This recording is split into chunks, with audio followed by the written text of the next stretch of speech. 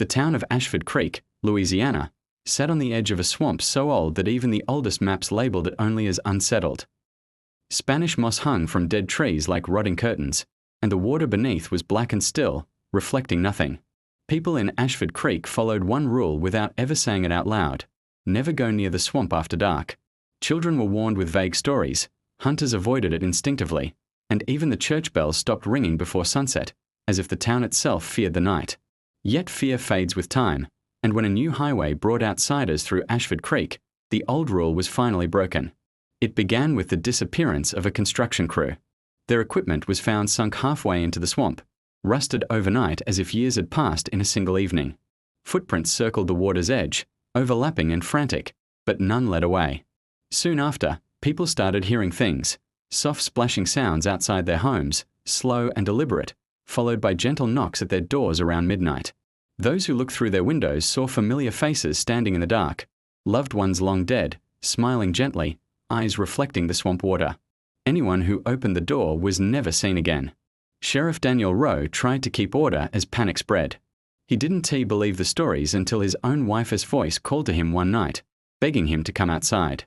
She had died 2 years earlier in a car accident, yet there she stood beneath the porch light, skin pale and wet, smiling too wide. When he refused to open the door, her smile collapsed into something hateful, and her body folded backward with a wet cracking sound before melting into the shadows. The next morning, muddy handprints covered his front door, and carved into the wood were the words, "We remember you." As weeks passed, Ashford Creek began to rot. Animals were found drained and twisted, hung in trees by unseen hands. The swamp crept closer each night, water rising where dry land had been for generations. People dreamed of sinking, of cold hands wrapping around their ankles, of voices whispering secrets they had never told anyone.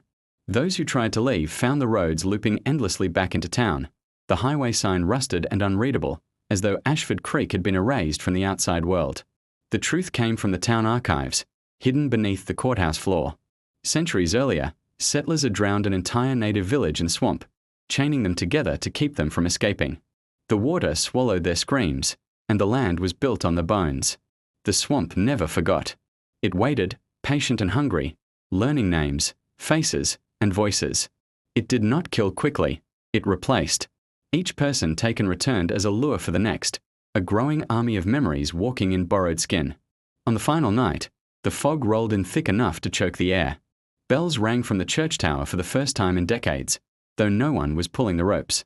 From the swamp came hundreds of figures, moving in unison, their bodies wrong and dripping, mouths opening to speak with stolen voices. Ashford Creek's lights flickered once, then went out forever. By morning, the town was gone, swallowed whole by water and trees, leaving only swamp where streets once stood. Today, satellite images show nothing unusual, just endless wetland. But locals from neighboring counties say that if you stand near the swamp at night, you can hear a town breathing beneath the water. And sometimes, a voice will call your name softly from the dark, sounding exactly like someone you trust, asking you to come closer, because Ashford Creek is still there, still remembering, and still waiting.